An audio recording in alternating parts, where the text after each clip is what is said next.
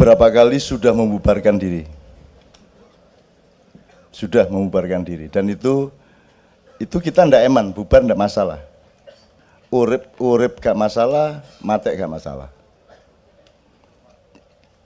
Itu saya kasih latar belakang dulu, nanti sambil mempertegas apa yang Ina katakan. Jadi di Kiai Kanjeng itu ukuran pertama akhlak. Di Kiai Kanjeng tidak ada rekrutmen, tidak ada pemecatan, ya, tidak ada narik orang masuk dan tidak ada nyuruh orang keluar. Belum pernah dan tidak akan pernah. Jadi semuanya alamiah berdasarkan interaksi murninya hati mereka dan bersatunya gelombang pikiran mereka. Pelanggaran nomor 1 akhlak. Akhlak itu bisa soal perilaku pribadi, bisa soal menyalahi komitmen segala macam ya. Sebelumnya saya jelaskan dulu. Kenapa bukan akidah nomor 1? Kok akhlak? Jadi mestinya kan akidah, akhlak, martabat. Jadi hitungan Kiai Kanjeng nomor 2 martabat. Jadi Kiai Kanjeng tidak akan pernah menerima pementasan semahal apapun kalau itu mengganggu martabatnya. Nah, martabat ini kita rumuskan terus-menerus bersama-sama. Kita tidak bisa menjadi bagian dari sebuah kepentingan, misalnya kelompok politik tertentu. Jadi ada teori sosiologi bahwa di Indonesia sekarang sebenarnya segala sesuatunya tergantung kepada sambung tidaknya bupati sama rakyat yang paling kecil di bawah, dan itu saya pandu benar. Jadi bupati saya naikkan untuk menciptakan formula kepemerintahan dan formula pengelolaan komprehensif seluruh segi pembangunan dan manusianya. Kalau akidah nanti dulu, akidah ini tidak jadi pemikiran, karena begini teman sekalian, kalau Anda milih kafir, Anda milih Muslim, Anda milih Kristen, Anda milih Buddha, itu Anda tidak bertanggung jawab kepada saya dan kepada siapapun. Yang berhak meminta pertanggungjawaban Anda adalah Tuhan. Jadi yang selain Tuhan jangan ikut-ikut. Jadi saya tidak akan mengkafirkan orang, karena itu bukan hak saya untuk mempertanyakan atau meminta pertanggungjawab. Jadi kalau akidah itu urusannya vertikal. Yang penting outputnya akhlaknya baik. Jadi Kiai Kanjeng ini jangan pikir yang santri cuman Islamianto saja, yang santri beneran lah. Dari pesantren, ngajar di pesantren, kiai, imam ya pemenang karaoke dangdut se-Jawa Tengah. Ya. Yo, alah, Jijit Joko, gue ya meng Gendo Malioboro aslinya. Ya. Ini semua tidak ada, yang santri tidak ada. Dan kita tidak pernah mempengaruhi mereka untuk sholat atau tidak sholat. Karena kita percaya kepada cuaca, kita percaya kepada aura, kita percaya kepada iklim. Yang tidak dilakukan Indonesia adalah menciptakan iklim yang resonansinya ke seluruh dunia. Karena pemimpin kita tidak punya uslub, tidak punya balaghah. Uslub itu tata komunikasi dan sastra komunikasi. Uslub itu adalah ketinggian diplomasi. Kita tidak punya pemimpin yang memiliki ketinggian diplomasi. Ngomong swadaya pangan, dia lupa bahwa itu menyakiti negara-negara yang kita import. Ya garam, ya beras, segala macam. Dia tidak berdiplomasi sama sekali. Jadi nggak ngitung. Saya punya banyak sekali catatan dari yang saya bilang tadi, buku yang dipakai oleh pemerintahan kita sekarang, yang pelaksanaannya sama sekali tidak berdasarkan prinsipal orkestra musik. Tapi itu nggak usah kita perpanjang. Saya kembali ke Kiai Kanjeng. Jadi saya tidak tanya, Pak Is, Toto itu bersama saya sejak Kedung Ombo, saya ngurusin bertengkar sama Pak Harto dan kejar-kejaran sama tentara sama polisi sampai tidur di sawah segala macam yang kasus tahun 80-an akhir itu. Saya tidak pernah tanya kepada Toto agamanya apa. Baru ketika Kiai Kanjeng saya ajak umroh sama Mbak Via, Toto SMS Zaki, Zaku aku ora dijak. Loh, Islam toh? Wah. Ternyata dia yang paling khusyuk di sana, dan Zainul Arifin yang begitu santri, begitu ahli zikir, sholawat, itu di sana ngikut Kiai Haji Toto Raharjo. Coba gue. Jadi menentukan tawaf wis ping pira itu ngikut Toto. Dan yang nangis pertama melihat Ka'bah Toto, gue absurd tenan. Absurd. Ya, dan sekalian ya. Jadi saya tidak pernah bertanya. Saya percaya kepada manusia dan saya tidak boleh kalau dia menjadi orang Islam karena saya tidak mau terdaftar di situ. Dia harus lillahi ta'ala dengan, jadi menjadi apapun dengan landasan Tuhan secara otentik gitu. Jadi makanya saya tidak mau jadi kiai karena saya tidak mau ada di antara Anda dan Tuhan. Karena di antara Anda dan Tuhan harus kosong. Satu-satunya yang boleh jajar sama Allah di situ adalah Muhammad Rasulullah SAW. Saya tidak mau terlibat di dalam daftar gangguan terhadap orang sholat. Orang sholat dalam arti syar'i maupun sholat dalam arti sosial, dalam arti kebudayaan dan seterusnya. Jadi di Kiai Kanjeng ini akidah kita biarkan tanpa kita mempengaruhi mereka untuk menjadi orang soleh. Meskipun ada lagunya kalau untuk taman aku anak soleh, rajin ngaji, apa? Rajin sholat. La ilaha illallah, Islam, yes. Nah, ada gitunya. Tapi kita tidak pernah mempengaruhi. Tapi lambat laun Anda akan melihat loh, mereka ini santri ternyata. Karena mereka memang santri, hatinya suci kok. Saya nggak ragu-ragu ngomong suci, Mas. Pertama Anda ngomong otentik dulu. Kalau otentik itu berarti Anda murni. Kalau Anda murni berarti Anda asli. Kalau asli itu suci. Ya memang begitu. Suci itu bukan milik Allah. Suci itu, loh kita setiap hari harus mensucikan diri kok. Ragu-ragu ngomong suci. Nah, yang disebut kedaulatan adalah ketika Anda berpendapat, pendapat Anda itu suci, artinya benar-benar otentik pendapat Anda, meskipun berasal dari wacana bermacam-macam yang Anda verifikasi. Menurut teorinya Sabrang, negara kita ini aja mutanajis. Karena ada 4 macam air, tohir mutohir, musamas, mustakmal, mutanajis. Jadi air yang untuk wudhu itu 1 yang suci dan mensucikan, 2 tidak bisa dipakai wudhu karena dia memenuhi syarat tapi dibiarkan terlalu lama kena macam-macam akhirnya tidak bisa dipakai wudhu. Yang ketiga mustakmal, sudah pernah dipakai orang terus dipakai wudhu oleh kita menjadi tidak sah. Terus yang keempat adalah yang sudah dimasuki racun, bakteri dan kotoran-kotoran yang najis. Sekarang Anda lihat pikiran Anda tentang sesuatu hal itu yang mana? Itu suci dan mensucikan ataukah dia sudah terlalu lama orang berpendapat begitu tanpa ada kreativitas, tanpa ada pembenahan, terus Anda pakai terus, berarti dia kan air, bukan air musamas. Atau Anda diajari di kampus untuk mementingkan pendapat orang lain ketika bikin skripsi, sehingga tidak boleh pendapat Anda sendiri yang diutamakan. Jadi Anda dididik untuk menciptakan skripsi-skripsi mutanajis. Betul enggak? Karena Anda dilarang berdaulat atas diri Anda sendiri. Nah saya ketika di Undip, di UNER, saya tidak mengecam seperti itu. Anda itu dilatih untuk tahu mutanajis itu bagaimana sampai tamat. Setelah itu Anda tahu untuk tidak mutanajis lagi gitu. Kan saya akali seperti itu supaya senang hatinya dosen-dosen. Kan begitu. Itu yang namanya diplomasi, Mas. Jangan orang mau mati dibilang ya kamu insya Allah ya kata dokter sih 3,5 jam lagi ya. Sekarang tobat. Masa gitu kamu? Kan kita harus berdiplomasi, kita harus menciptakan kenikmatan yang maksimal yang sifatnya halal dan thayyib atas setiap manusia. Nah, ketika Anda berpendapat tentang kesenian, kebudayaan, jazz itu kenapa dia improv? Karena dia ingin mensucikan diri terus. Karena kalau dia seperti CD, berarti dia mustakmal. Sudah dipakai kemarin, sudah di CD-in, kenapa lu pentasin lagi, kan begitu. Nah itu yang disebut improvisasi, itu kan ijtihad menuju kesucian. Itu kalau kita analogikan gitu ya. Nah, sekarang silakan Anda ngukur masing-masing. Negara kita ini negara apa? Tohir mutohir apa? Musamas apa mustakmal apa? Mutanajis. Dulu waktu proklamasi dia masih mustakmal saja. Sudah dipakai orang Eropa, kamu pakai. Yang jajah aja pakai kerajaan, kamu republik.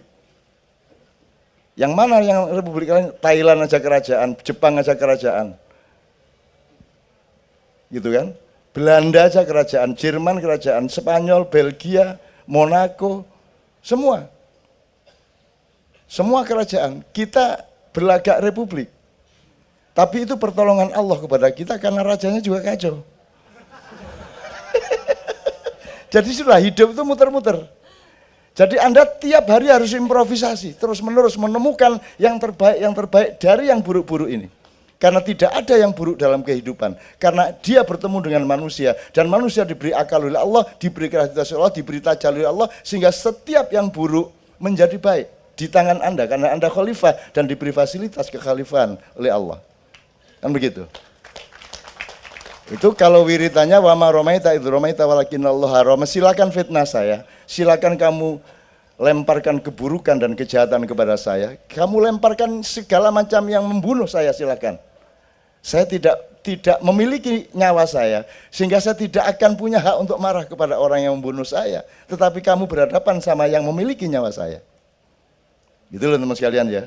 Ini ilmu tentang itu. Dan Kiai Kanjeng teman-teman sekalian, kamu pikir ini bertaruh susu anaknya untuk berani menjadi Kiai Kanjeng. Bagaimana wong kita tidak punya gaji? Mereka punya anak cicit 6, anak 5 cicit. 5 apa 6?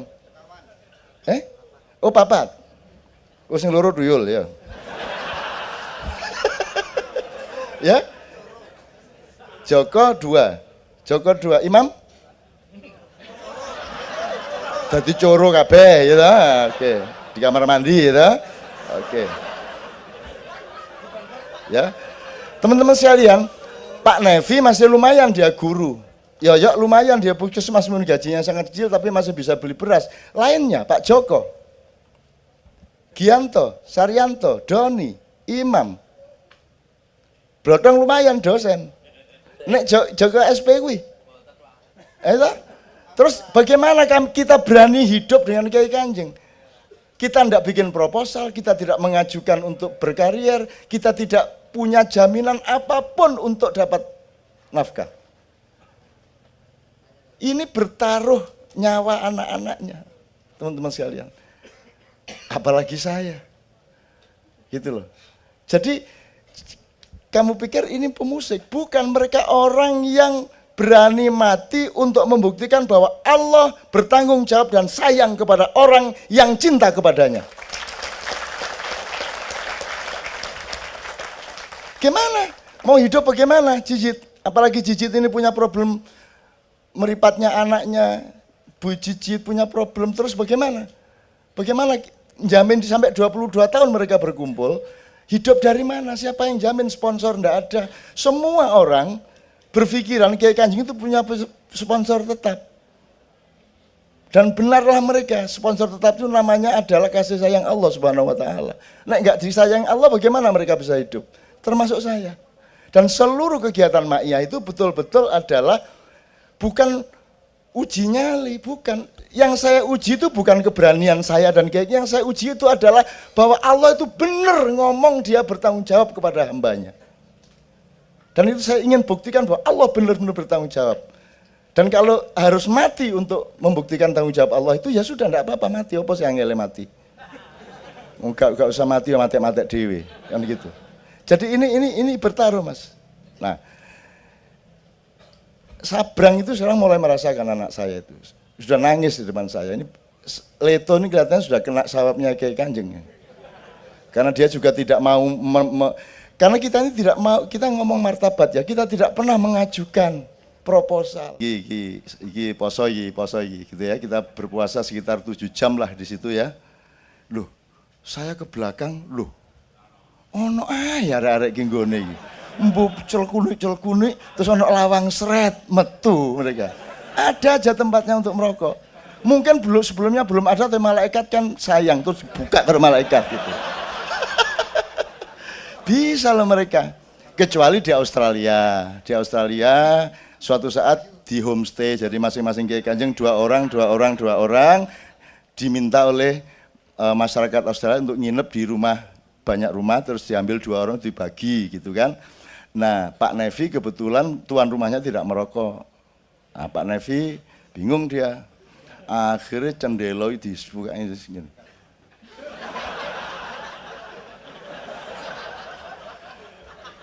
Iya, Pak Nevi gitu. Konangan. Gitu Mas ya. Dan itu semua tidak ada transaksi Mas, kita ke luar negeri Mas. Tidak ada transaksi. Dan itu saya sedih sebenarnya. Saya sedih. Dan ada pertengkaran juga di antara kita. Tapi hidup itu harus ada pertengkaran. Tidak boleh tidak ada pertengkaran. Karena kadang-kadang pertengkaran itu seperti yang dibilang Cicit. Dibilang Joko tadi. Kalau ideologi harus pertengkaran. Di Madura ada yang namanya caruk ya Pak Muzamil ya. Caruk itu kan masalah martabat. Milih mana Anda rumah tangga yang bertengkar tiap hari mengganggu tetangga-tetangganya, lempar piring, apa meneh ya? Mecah kaca, gelas dibanting, segala macam sehingga tetangga dengar semua karena salah seorang di antara mereka selingkuh. Sementara rumah di sebelahnya tenang, ada lagu yang mengalun, tentram karena kedua-duanya selingkuh. Anda milih yang mana? Anda milih yang mana? Jadi Anda sekarang jangan ada gerakan kedamaian. Gerakan keadilan. Karena kuncinya itu keadilan. Kalau ada keadilan, akan damai. Damai itu akibat, bukan sebab. Sebabnya adalah keadilan dan ketertataan. Halal bihalal, ridho biridho satu sama lain. Maka efeknya damai. Sama dengan gotong royong. Jangan, ayo kita gotong royong, tidak bisa. Gotong royong itu efek, dia sebab, dia akibat.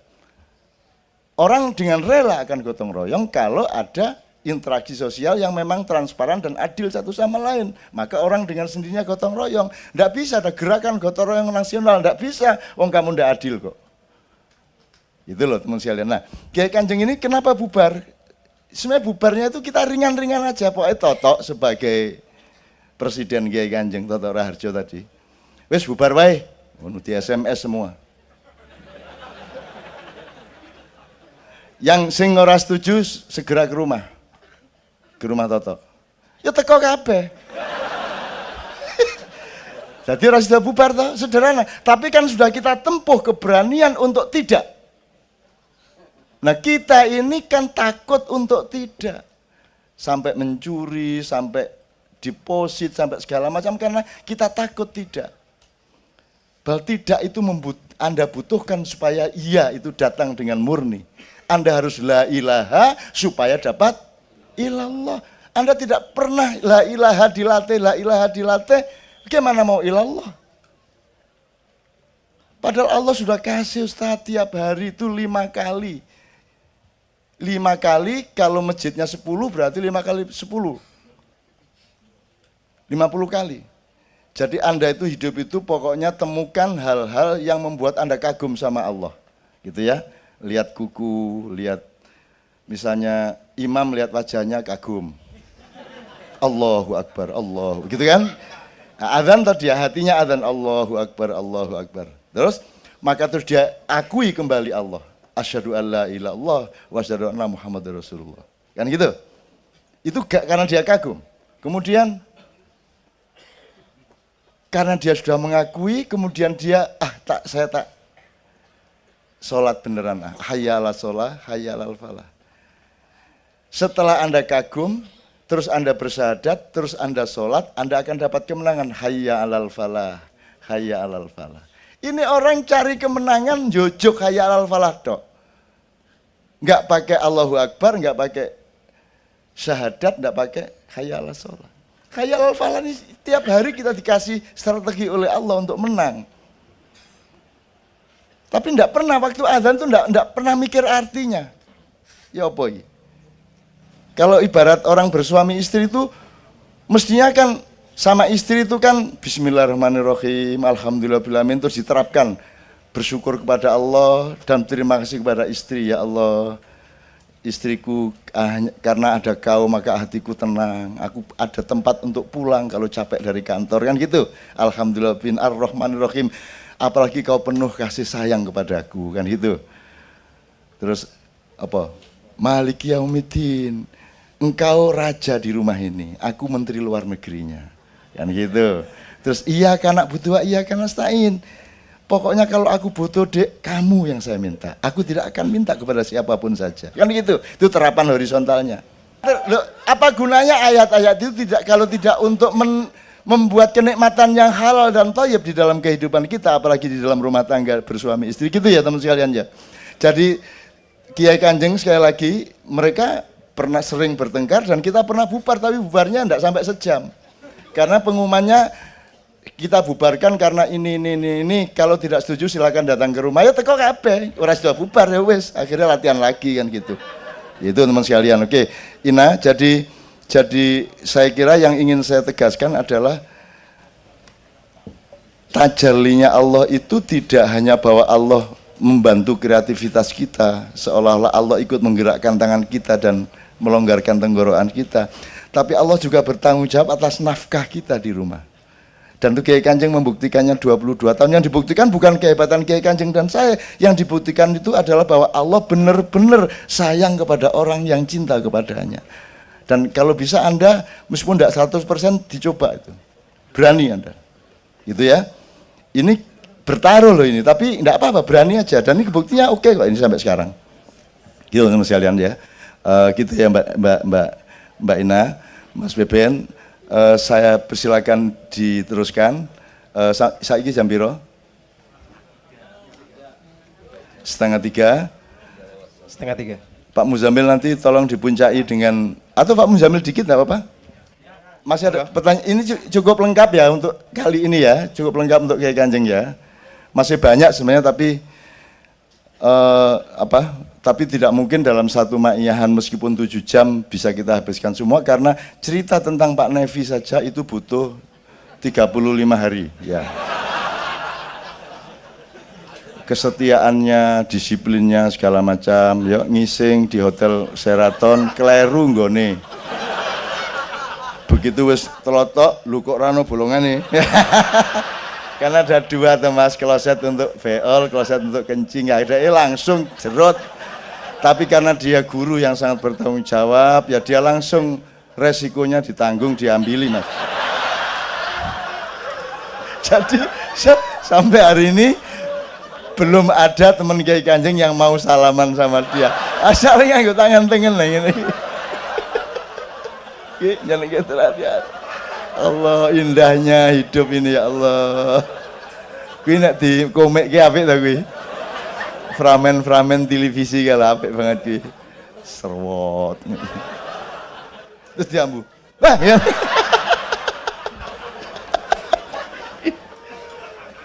Oh alah, Nevi. Sebenarnya kisah maestro itu, ini beberapa poin saya mau melengkapi apa yang sudah diselenggarakan. Setelah itu nanti mungkin Pak Sobari, terus Mas Beben lagi, terus nanti kita puncai. Jadi ketika saya sama Ari Blodong itu recheck tempat pementasan di Napoli, di Conservatorio di Napoli, D-nya bukan bahasa Indonesia. Itu satu pusat musik klasik di mana hampir semua pemusik klasik pernah pentas di sana ya Mas Blodong ya. Vivaldi, Wagner, pokoknya semua dimonumenkan di sana. Dan saya sama Mas Blodong ngecek tempatnya, rundingan sama penyelenggara dan seterusnya. Sampai sana saya menyadari wah ini ada bahaya. Jadi saya kemudian pulang ke Roma sama Mas Ari.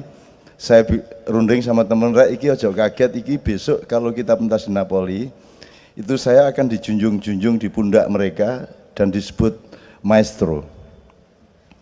Saya minta izin dulu kepada Kiai Kanjeng, kui maestro kui piye kui, kok njur kok aku dadi maestro, aku nyaron raiso, gitar raiso, kok maestro piye? Terus Cicit jawab waktu itu, Cicit yang jawab di tempat makan pagi itu, kui jawabnya piye Cit? Maestro itu apa sebenarnya? Tolong Cit. Sini aja Cit, sini aja, nek Kang Iran rene wae kowe. Supaya saya tidak manipulasi, Cicit menjawab pagi itu, sebab saya tidak mau dimaestrokan. Ya. Maestro kui, waktu itu saya bilangnya, maestro kui seseorang yang dianggap mempunyai kelebihan, mempunyai pengalaman banyak dan mempunyai ilmu banyak tentang sesuatu hal. Kebetulan karena Cak Nun ki dianggap, dan kami juga menganggap Cak Nun meskipun tidak seperti yang Cak Nun bilang ora iso gitar, ora iso ngopo, ning Cak Nun ki bisa meramu sesuatu. Jadi sumber bunyi apapun yang menurut Cak Nun itu satu hal yang menarik, itu bisa diungkapkan, dan kebetulan teman-teman bisa menerima apa yang dianu Cak Nun, sehingga oh maksudnya ini, oke, jadi kita lakukan sesuatu, sehingga seorang maestro itu mungkin bukan mesti harus seseorang yang memang ahli musik, tapi memang seorang yang memang mempunyai sesuatu kelebihan dan pengalaman yang mumpuni, dan kami pun menyetujui itu, ceritanya gitu. Ya, jadi yang saya lakukan dengan Kiai Kanjeng sebenarnya begini. Saya yang ngawasi, saya menentukan iki ngene wae aja ngono. Iki diunggahke, didukke, iki didawakke, iki di-rate dan seterusnya. Saya menentukan itu. Perhitungan saya adalah satu, perhitungan musikal, Ben. Nomor dua, perhitungan koordinat musik Kiai Kanjeng di tengah dunia musik yang lain. Nomor tiga, kehadiran musik ini di dalam peta pikiran dan hatinya masyarakat yang bermacam-macam, dan itu harus saya aransir sedemikian rupa. Jadi saya ngenyang Kiai Kanjeng, saya tawar begini begitu, termasuk ketika saya bikin sekian lagu, itu juga saya aransir berdasarkan perhitungan-perhitungan seperti itu. Dan bahkan di Kiai Kanjeng, maestro musik tidak mungkin bisa memimpin Kiai Kanjeng, karena yang diperhitungkan di Kiai Kanjeng adalah hatinya orang banyak. Kemarin di UNER musiknya sama sekali berbeda dengan UNIPA. Kemudian kita ke desa di desa Kates di Kecamatan Prambon, Sidoarjo, itu musiknya harus sama sekali berbeda, dan apa yang harus dibunyikan itu saya yang menentukan. Nah, itu jadi kemaestroannya harus kemaestroan sosial, budaya, politik dan lain sebagainya. Itu soal maestro. Tapi terus aku tenanan gue di maestroke, njur dijunjung-junjung, di cocktail party, njur diparani karo gubernur dan beberapa tokoh musik di sana, termasuk pastor-pastor. Saya diminta untuk memimpin orkestra nasional di Itali. Mate aku,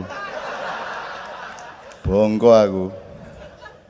Dipikir saya ngerti, padahal saya nggak ngerti. Saya itu ngertinya ya apa yang di hadapan saya lakukan gitu dok. Jadi saya alhamdulillah itu tidak terjadi, karena setelah itu sibuk dengan kematian Paus Johannes Paulus II. Oke, itu yang pertama. Gini dok, saya mau melengkapi gini. Workshop kita dengan Kiai Kanjeng mestinya juga sampai ke detail Mas Beben. Jadi misalnya gini, kalau ngomong Ummu Kulsum, orang Mesir sendiri tidak pernah menyangka bahwa dinamika, kalau Anda gini, Ummu Kulsum itu tidak hanya seorang penyanyi, karena dia sebenarnya yang diikuti oleh musik, bukan dia dikasih aransemen terus dia ngikutin musik, enggak. Dia di tengah jalan, dia begitu kreatifnya sehingga musiknya yang mengabdi kepada dia. Jadi berapa per berapanya akhirnya Ummu Kulsum yang menentukan. Nah, itu klop sama Nevi. Jadi kalau latihan itu kita harus siap-siap menengahi pertengkaran antara Nevi sama Blodong terutama. Itu sudah pasti itu, karena Nevi orang mudeng gue watone ngene karo nek sudah gini dia sudah seperti anak kecil, terus engko selali kini dicopot, tur karo mangan telo kae. Ngono kae. Njur nek tegur nek dilek sik, engko dilek malah njupuk rokok. Dadi mangan telo karo rokokan karo ngombe nguduk saron. Terus engko kaosnya dibuka, terus iya kok awake iki indah, ngono awake kaya ngono kae ya akhir. Tapi ya kita itu semua yang membuat awet Kiai Kanjeng itu adalah adanya Novi Budianto. Karena kita sangat menikmati perilakunya dia yang tanpa dosa sama sekali, dan sampai surga ingin dimasuki oleh Nevi.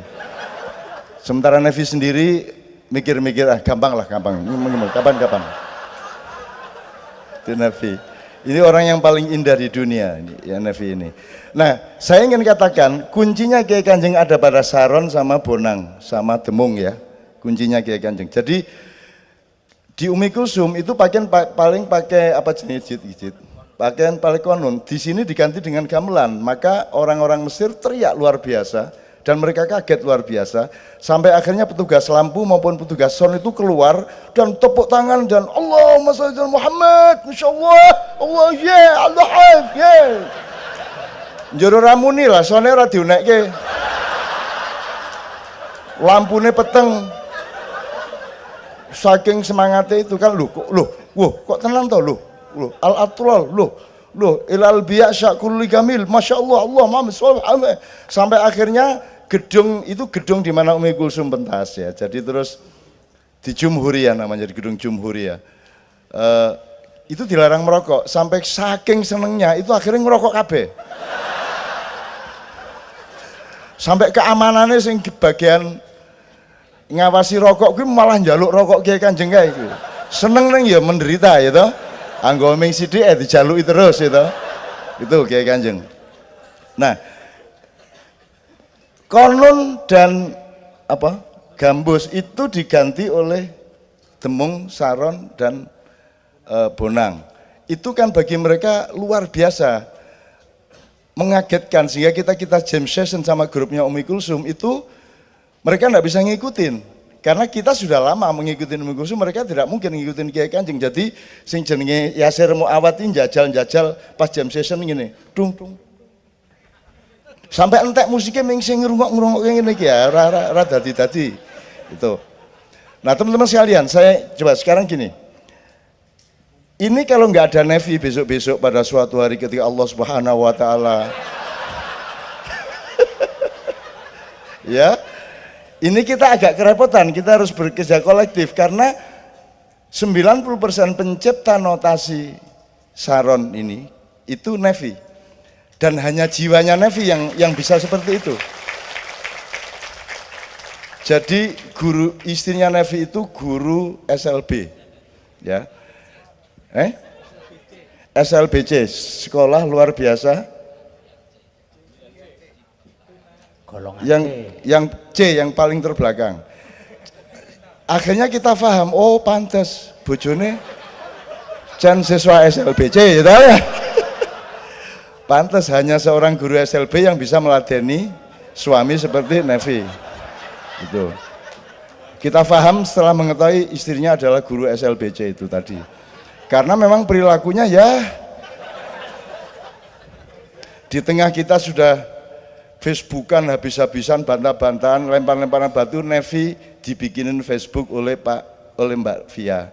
Terus dia mendekati Mbak Via dengan takut-takut. Mbak Via nyun sewu nggih. Niki Facebook niku iurane pinten bersasi.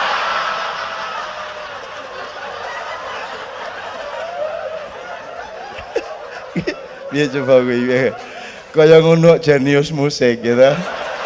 Di nyun sewu sedikit supaya lengkap, di Syekh Imam Badawi di masjid itu terdapat peninggalan Rasulullah, serbannya, telapak kakinya dan sebagainya, dan itu bahkan Presiden Mesir belum pernah diizinkan masuk ke situ.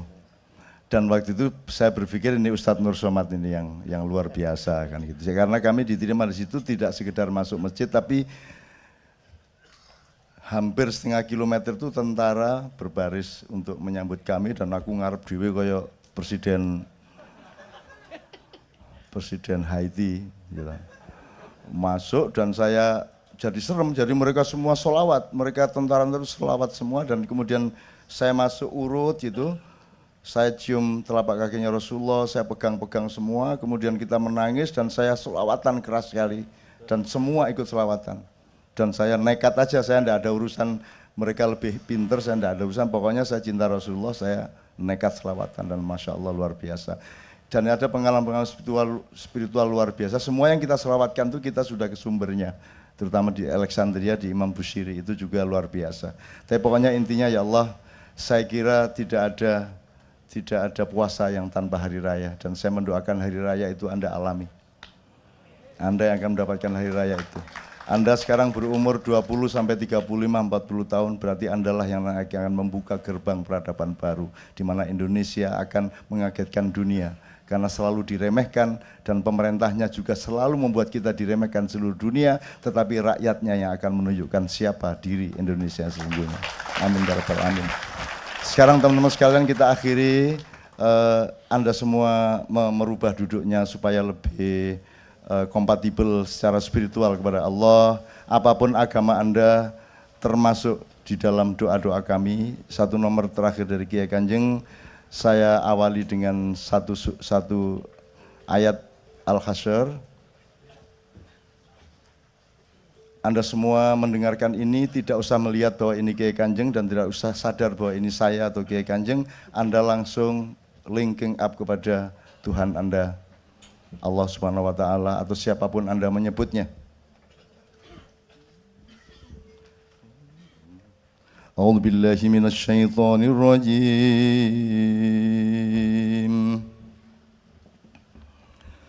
Sabbaha lillahi ma fis samawati wa ma fil ardi wa huwal azizul hakim.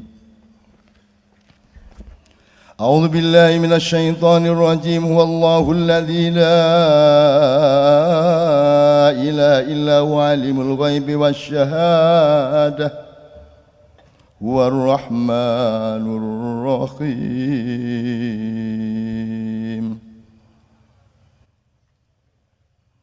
Wallahu alladzi la ilaha illa huwal malikul quddus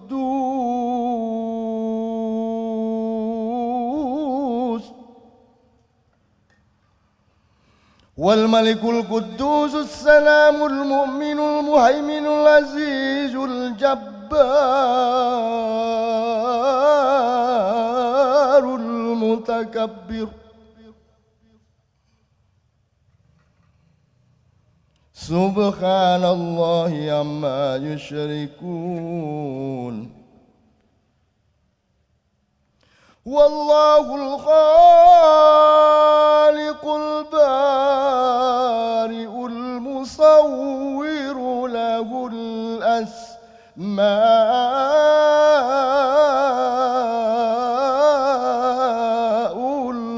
husna. Yusabbihu lahu ma fis samawati wal ard wa huwal azizul hakim.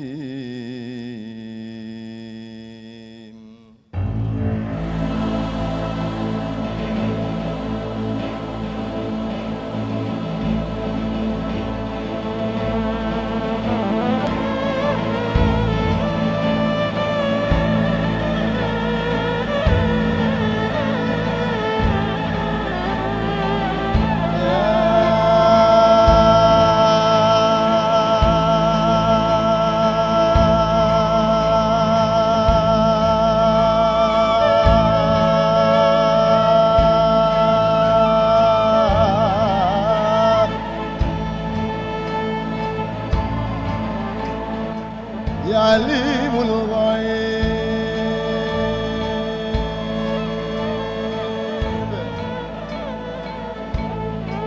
ya alimul ghaib wasyahadah.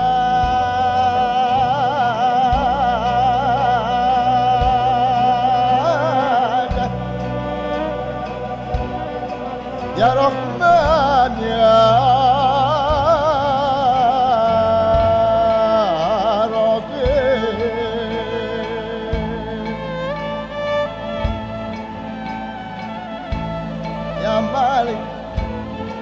Ya Malik, Ya Quddus,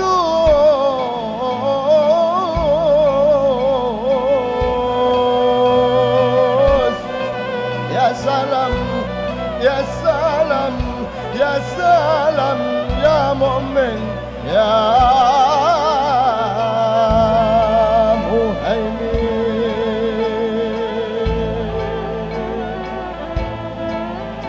Ya Aziz, Ya Aziz, Ya Jabbar, Ya Mutakabbir, Ya Qahir, Ya Qahir, Ya Jabbar.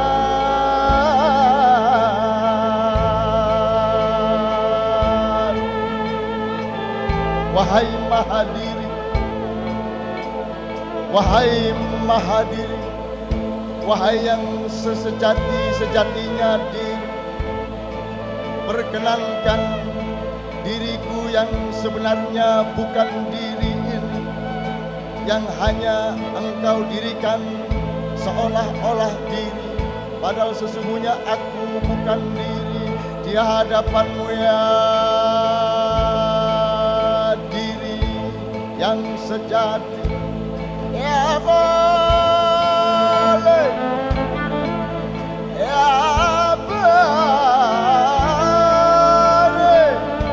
ya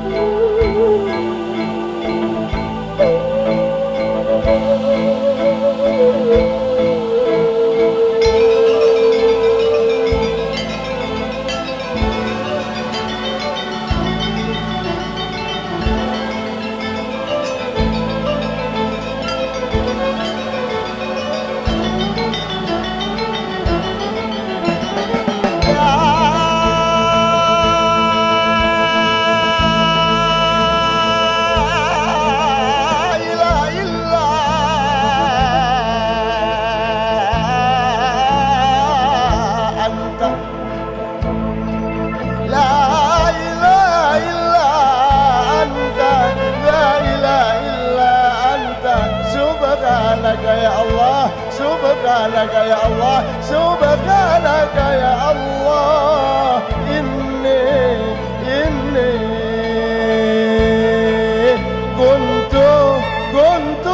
kuntu minadh dhalimin.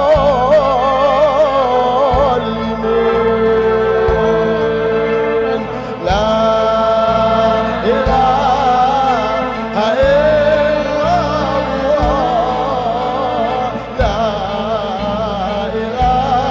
illallah,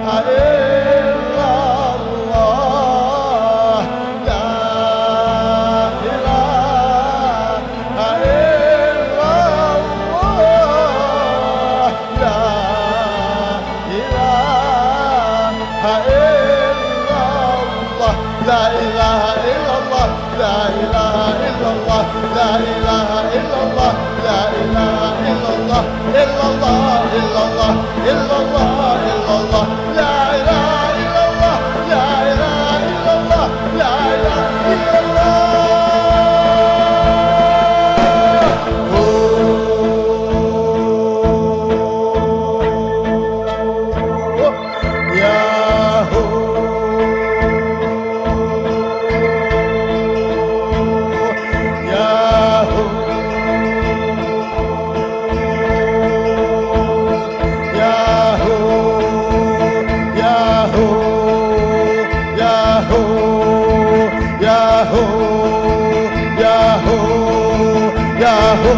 Yahoo, Yahoo, Yahoo, Yahoo, Yahoo, Yahoo, Yahoo, Yahoo, Yahoo, Yahoo, Yahoo, Yahoo, Yahoo,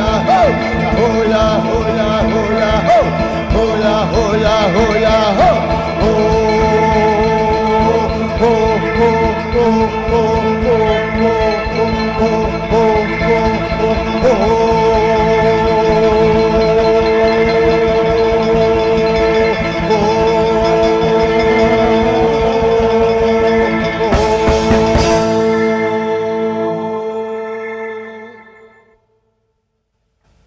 Allahumma sholli wa sallim ala sayyidina Muhammad wa ala sayyidina Muhammad. Ya Allah, jadikanlah anak-anakku ini hamba-hambamu yang Engkau siapkan fasilitas dan keterampilan mereka untuk membangkitkan kembali bangsanya yang pilu ini, ya Allah. Tanamkanlah dirimu ke dalam diri mereka, ya Allah. Tanamkanlah kelembutan kekasih-Mu kepada jiwa mereka, ya Allah. sehingga mereka akan menyebarkan kasih sayang itu kepada seluruh bangsanya, dan seluruh bangsanya akan meresonansi kepada seluruh umat manusia di muka bumi ini.